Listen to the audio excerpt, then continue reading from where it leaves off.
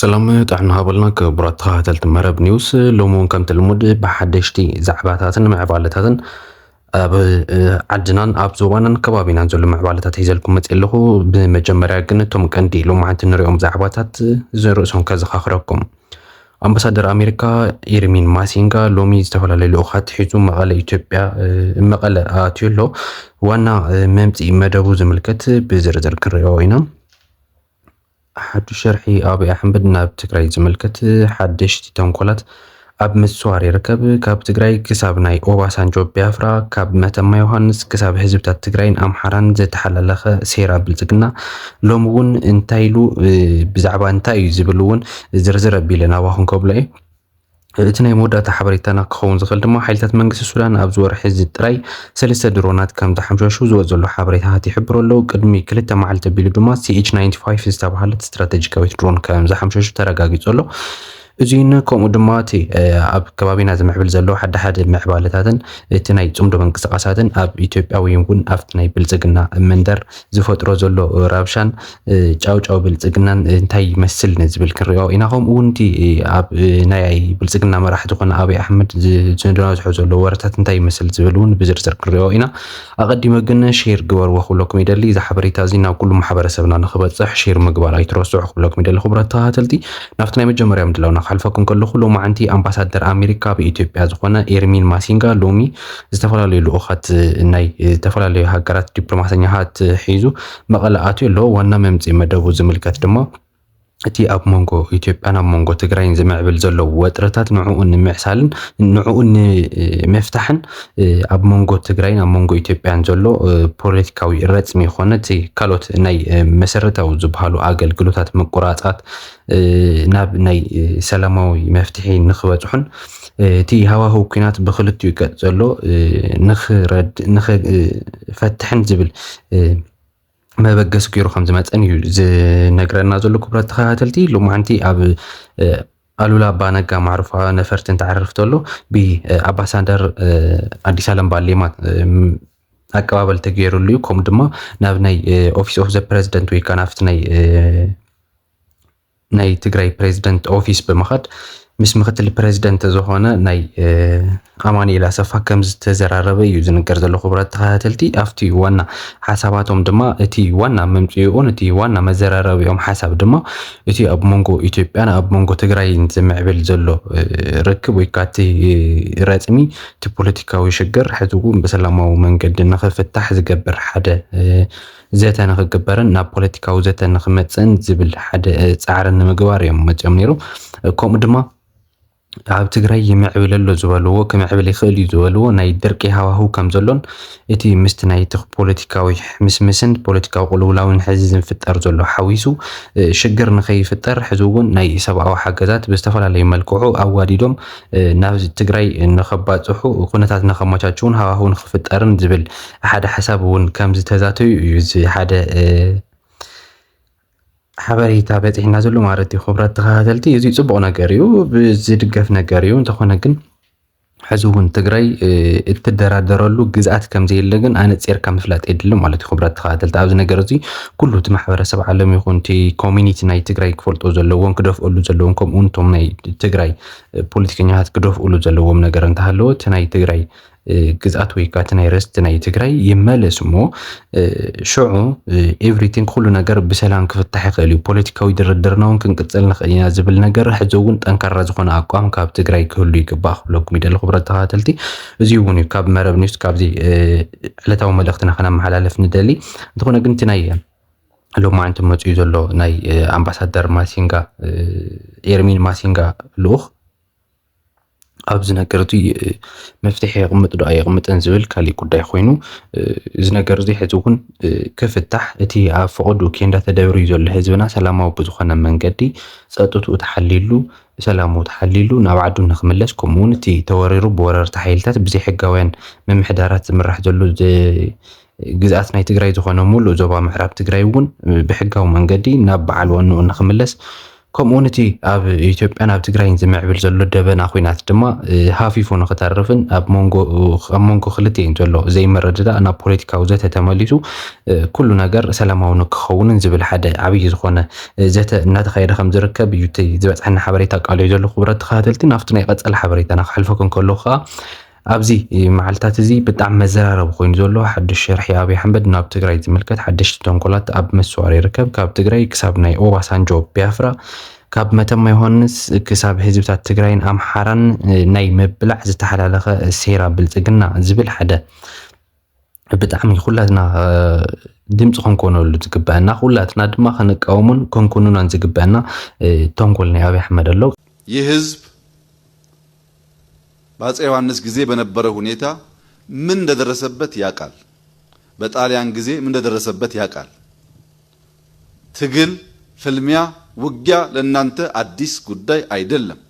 አባቶቻችሁ አልፈውበታል። በየዘመናቱ ግን ኪሳራ፣ ሞት፣ ድቀት እንጂ ጥቅም አልተገኘበትም። አሁን ሊበቃን ይገባል። ቅድሚ ሕዚ ብጣዕሚ ዝገርመኩም ናይ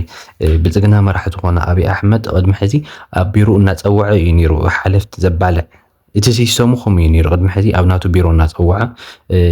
ነንባዕሎም ዝተፈላለዩ ሓለፍቲ እናፀውዐ ነንባዕሎም ንክባልዑ ይገብሮም ነይሩ ነንበይኖም እናዘራረበ። እቲ ሕዚ ኮይኑ ዘሎ ግን ኣብ ማእኸል ህዝቢ ኣኪብካ ከምዚ ትግበሩ ነይርኩም ኢኹም ቀደም እዚ መራሒ እዚ ከምዚ ገይሩኩም እዩ ዝብል ከምኡ ዓይነት ህዝቢ ናይ ምብላዕ ሴራታት እናተኻየዱ እዮም ዝርከቡ ክቡራት ተኸታተልቲ። እዚ ነገር እዚ ሕዚ እውን ህዝቢ ዝነቕሐሉ ይመስል ብሓደ ገፅ እንተኾነ ግን ምስኡ ዝደናገር ህዝቢ ስለ ዘይሰኣን ኩላትና ክንሰርሐሉ ይግባእ። ንኣብነት እንታይ ኢሉ ነይሩ መሲልኩም ኣብ ዝሓለፈ ኣብ ናይ ኣምሓራ ክልል ከይዱ ኣብ መተማ ዮሃንስ ግዜ ኣብዚ ናይ መተማ ዮሃንስ ከባብታት ዘሎ ማለት እዩ ብሃፄ ዮሃንስ ግዜ ህዝቢ ኣምሓራ ዝበፅሖ በዓሉ እዩ ዝፈልጦ ክብል ተዛሪቡ ነይሩ። እዚ እንታይ እዩ ኣፄ ዮሃንስ ንህዝቢ ኣምሓራ ከም ዝጎድአን ካብ ቀደም ጀሚሩ ድማ ህዝቢ ትግራይን ህዝቢ ኣምሓራን ከም ዘይፋቶን ነንባዕሉ ከም ዝዋዳእን ንምግላጽ እዩ ሞኪሩ። እዚ ነገር እዚ ሕዝታ እዩ እቲ ኣብ መንጎ ክልቲአን ክልላት ክፍጠር ተሓሲቡ ዘሎ ሰላም እቲ ኣብ መንጎ ትግራይን ኤርትራን ኣብ መንጎ ትግራይን ኣምሓራን ክፍጠር ዝኽእል ሰላም ስለ ዘስግኦ ክልቲኦም ህዝብታት ድማ ሰላም እንድሕረ ወሪዶም ኮይኖም እንድሕርና መረዳዳ በፂሖም ኮይኖም ንዕኡ ኣብ ሓደጋ ክእትውዎ ስለ ዝኽእሉ እዞም ክልተ ህዝብታት እዚኦም ካብ ቀደምኩም ጀሚርኩም ባእሲኢኹም ነይርኩም ዝብል መልእኽቲ እዮም መሓላሊፉ ዘሎ ሞ ኩላትና ድማ ነዚ ነገር እዚ ሕዚ እውን ክንቃወሙን ክንኩንኖን እዩ ዝግበአና። እቲ ተንኮል ናይ ኣብይ ኣሕመድ ኩላትና ንሪኦ ኢና ኩሉ ግዜ በቢግዚኡ ዝወፅእ ነገር እዩ ክብረት ተኸታተልቲ ተሓቢኡ ዝተረፈ ኣይኮነን። እንተኾነ ግን እቲ ሕዚ ዝወፅእ ዘሎ ሓበሬታታት እቲ ሕዚ ዝዛረቦም ዘሎ ዘረባታት ግን ብጣዕሚ መስጋእትን ብጣዕሚ ከበድትን ከምኡ ድማ ህዝቢ ምስ ህዝቢ ናብ ዝለዓለ ሓደጋ ሲቪል ዋር ከብፅሑ ዝኽእሉ ዘረባታት ስለ ዝኾኑ ሕዚ እውን ነዚ ስርዓት እዚ ዕድሚኡ ንምሕፃር ጥራይ ክንቃለስ ኣለና ክብለኩም ኢለ ክብረት ተኸታተልቲ። ብተወሳኺ ከዓ እንታይ ኢሉ ነይሩ ኣብ ናይ ትማሊ ሓደ መልእኽቲ ጠቂዑ ነይሩ ኣብይ ኣሕመድ እንታይ ዝብል ኣብቲ መልእኽቱ ማለት እዩ ክብረት ተኸታተልቲ ኣብቲ ምስሊ እውን ከም ትሪእዎ ዘለኹም ዛሬ በታሪካዊው ሀገራዊ ምክክራችን ዋዜማ የኢትዮጵያ ታላቅ ወዳጅ የሆኑትን ክቡር ኦሉሴጉን ኦባሳንጆን በጽሕፈት ቤቴ ተቀብያለሁ ይብልና። በመጪው ሀገራዊ ምክክር ዙሪያ ለመወያየት እንዲሁም ከዚህ ቀደም ካከናወኗቸው ተግባራት ጥበብ ለመቅሰም ችለናል። በተለይም የቢያፍራን የሰላም ሂደት በመምራት ያካበቱትን ልምድ አጋርተውናል ይብል። እዚ እንታይ ዝብል ዘሎ ከዚህ ቀደም ቅድሚ ሕዚ ዘከናወንዎም ዓበይቲ ተግባራት እውን ጥበብ ክንቀስም ክኢልና ኢና። ካብ መን እዚ ካብ ኦሉሴጉን ኦባሳንጆ ማለት እዩ። በይዘዊ ክነግረኩም ኦሉሴጉን ኦባሳንጆ ባዕሉ ኣብ ዓዱ ጀኖሳይድ ዝፈጸመ መራሒ እዩ። ንሱ መራሒ እናሃለወ ቢያፍራ ዝበሃል ከባቢ ነይሩ። ኣብቲ ቢያፍራ ዝበሃል ከባቢ ጀኖሳይድ ተፈጺሙ እዚ ክሊርሊ ክንዘራረበሉ ዝግበአና ነገር እቲ ቢያፍራ በጀት ዓፅዩ ኩሉ ነገር ዓፅዩ መሰረታዊ ዝበሃል ኣገልግሎት ብሙሉኡ ተዓፅዩ እቶም ዝነበሩ ሓየልቲ ተዋጋእትን ንዕኡ ንስልጣኑ ንናቱ ስርዓት ኣይንግዛእን ዝበሉ ሓይልታት ንዓኣቶም ሙሉእ ብሙሉእ ዕፅዋን ክባን ገይሩ ጀኖሳይድ ዝፈፀመሎም ሰብ እዩ ክብረት ተኸታተልቲ። ሕዚ እዩ ድማ ነዚ እዩ ድማ እቲ ኣብይ ኣሕመድ ካብ ኦሉሴጉን ኦባሳንጆ ዓብይ ጥበብ ተማሂርና ኢና ኢሉ ዝፅሕፎ ዘሎ ክብረት ተኸታተልቲ። እዚ ማለት እንታይ ማለት እዩ? ኣብ ኢትዮጵያ ዘሎ ትግራይ ሪጅን እውን ከም ልክዕ ከም ቢያፍራ ናይ ምግባር ስራሕትታት ክነካይድ ኢና። ሕዚ እውን እቲ ጥበብ ካብ ኦሉሴጉን ኦባሳንጆ ተማሂርናዮ ኢና ነጊርናዮ ኦሉሴጉን ኦባሳንጆ ዓብይ ናይ ኢትዮጵያ ፈታዊ እዩ ዝብለና ዘሎ ክብረት ተኸታተልትና እዚ ነገር ዝሕዝውን ኩላትና ክነቃወሞን ክንኩኑን ዝግበአና ዓብይ ተግባር ኮይኑ ረኺበ የለኹ ክብለኩም ይደሊ ስቑኢሉ ዝተዘርበ ነገር ኣይኮነን ኣብዚ ነገር ዝሕዝውን لك كم تناي بافرا أكيد أدما أبتكرا يبلالي إثيوبيا كيد كم زلوا يزولوا تي زرعنا زلوا تكايد بملؤون ناتو كوبي بيست كون كم دخلوا يتزنكر زلوا مالي خبرات خاتلتي كاب مجمرة جميرو دماتي أوليسوغان أوباسانجوون وانا فتاو ناي أبي أحمد كم زنابرا بزحت زنكرونا خلاتنا هم كم نفلتو مالتي حزوون أفتناي مفكر كوميشن كاو مخر تقبيل الله خبلي صحيفة زل أبي أحمد كم دمات ناي بافرات باب تناي سلام ناي زيت ناي كونفليكت فاتاتها يلز قولز أنسو تناي بافرا ناي عدوان كبان ناي جنوسايد تبابي يلو زلو مالتي خبرات تخاتلتنا از تبابي زي حزوون أب تقراي إكسرسايز كنا قابرو لنا زبل دايركت كون زخل قبرا ملتي صحيفة زلو أبز نقر زي حزوون تنقاقا يدلي مراحة تقراي خونا هزب تقراي كومينيتي ناي تقراي بومولو بأقالو كقالو سولو زيقبا توبيك يخبلوك بيدل خبرات تخاتلتي نافتي زي كابولكو نفس ناي مودات حبريتانا خالفكم كله خا حلتات منقس السودان أبزور حزي راي سلسة درونات كام زحمشوشو زوق زلو حبريتات يحبرو له قد مغلطة معالتي أبيلو دماسي H95 زتابهالات استراتيجيكاوي درون كام زحمشوشو يترقاقي زلو كم زفلت أبزو سومن عبيز بحال سعرات بتحو حيلتات RSF بزتفلالو كبابتات متقعتنا مفتعمن ناي درون متقعتات كومو ناي أير متقعتات قبل سراويت السودان إننا مكور إذا ركب نتخونا جن أبزور حزي راي سلسة درونات RSF بسراويت حيلتات مكل خل أير ناي السودان كم زتحمشوش أيو تنكر سولو خبرات تلتي كم زفلت أب زي بلو نايل تبهايل زفلت توبا حبيز بحلو قني يو أبزو زيد ما حيلتات بلزقنا كي ترفم RSF كوينم زتواقو أولو زتساتفلو بوتا إنيرو انتخونا جن بتوم جاقانا حيلتات ناي السودان ناي منكس السودان እቲ ቦታ ንሱ ኣብ ትሕቲ ቁፅሮም ከእትዎ ኢሎም እዮም እቲ ስትራቴጂካዊ ቦታ ናይ RSF ናይ ኢትዮጵያ መከላከያ ሓይልን ዝነበረ ናይ ሎጂስቲክስ መረኻኸቢ ቦታ ድማ ከም ዝቆረፅዎ ኣፍሊጦም ነይሮም ኣብዚ ነገር እዚ ሕዝውን ብዙሓት ሰራዊት ናይ ብልጽግና ከም ዝተማረኹን ከም ዝቆሰሉን ከምኡን ከም ዝሞቱን እዩ ዝነገር ናይ RSF ሓይልታት ድማ ካብቲ ቦታ ርሒቖም ናብ ኢትዮጵያ ተበታቲኖም ናብ ቤንሻንጉል ጉሙዝ ክልል ከም ዝኣተው ናብ ዝተፈላለዩ ከባቢታት ከም ዘንሰሓቡን እዩ ዝነገረሎም